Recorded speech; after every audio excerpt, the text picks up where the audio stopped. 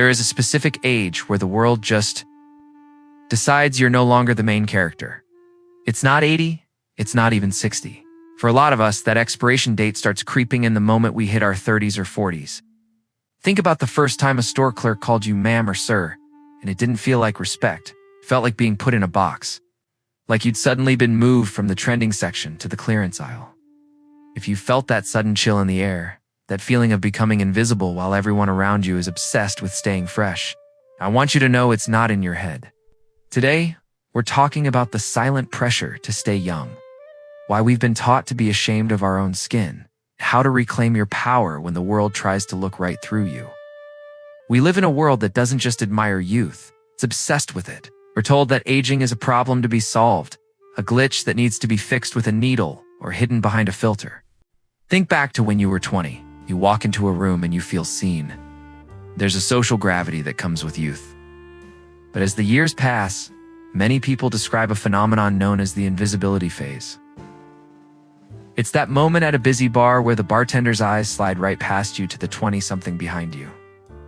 Or that feeling in a professional meeting where your expertise is bypassed for a fresher perspective. Our biggest enemy isn't the wrinkle, it's the digital mirror. We aren't just comparing ourselves to our friends anymore. We're competing with AI-perfected versions of ourselves that don't age, don't tire, and don't have pores. When we see a wrinkle, we don't see a life lived. We see a problem that needs a $16 billion anti-aging industry to fix it. It's like being a classic car in a world obsessed with EVs. You have the better engine, the history, and the durability, but the world is only looking at the lack of a touchscreen on your dashboard. But here is the part nobody talks about. This isn't just about vanity. This invisibility phase is actually designed to make you feel like your experience doesn't matter. And it's hitting us where it hurts most. Our confidence in our own careers. Let's get real about the workplace. You have 20 years of experience. You've navigated the crisis. You've done the work, and you actually know what you're talking about. But you're sitting in an interview, and you see the recruiter's eyes flicker to your hands or your hairline. It's like being an old iPhone. Even if your processor is faster and more reliable than the new models. People look at the scratches on the casing and assume you're obsolete. This is where we start doing the world's dirty work for them. We start internalizing it.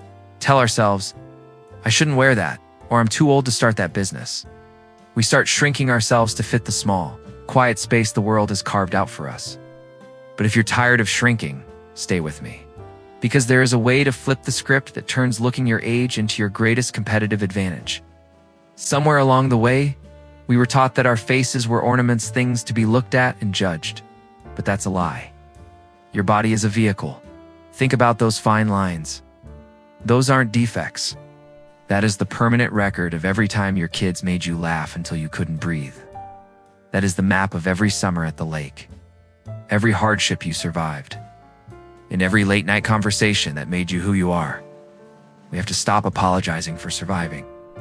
In a world of smooth and new, your history is what makes you rare.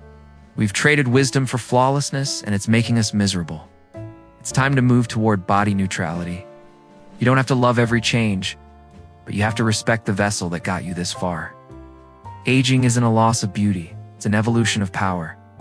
The world might try to tell you that you're becoming invisible, but the truth? You're finally becoming real.